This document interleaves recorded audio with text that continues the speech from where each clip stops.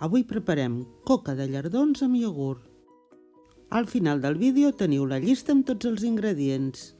Necessitem 250 grams de farina, 250 de sucre, una llimona, un sobre de llevat químic, una mida de iogurt d'oli de gira-sol i 2 iogurts naturals, 4 ous que tindrem a temperatura ambient, 250 grams de greixons o llardons, una mica de sucre llustre per decorar i un pols de sal per muntar les clares.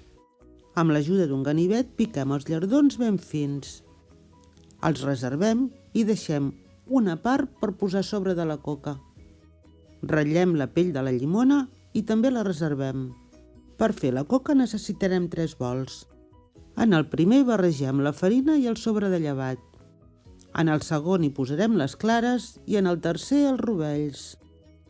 Posem les clares a punt de neu amb una mica de sal i reservem.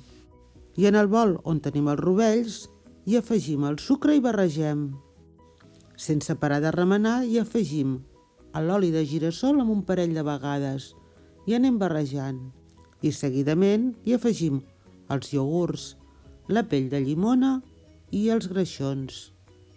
I continuem remenant, però ara ja ho fem amb una llengua o una espàtula.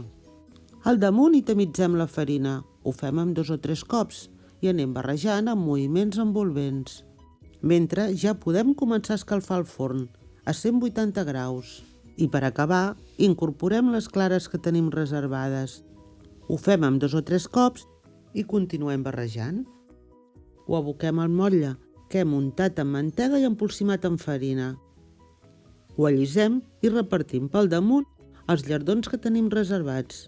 Enfornem a 180 graus durant uns 30 minuts. Nosaltres ho hem fet amb aire. Com ja sabeu, cada forn és diferent. Estigueu al cas i al final comproveu amb un escuradents. El deixem refredar i posem pel damunt una mica de sucre llustre i ja el tenim.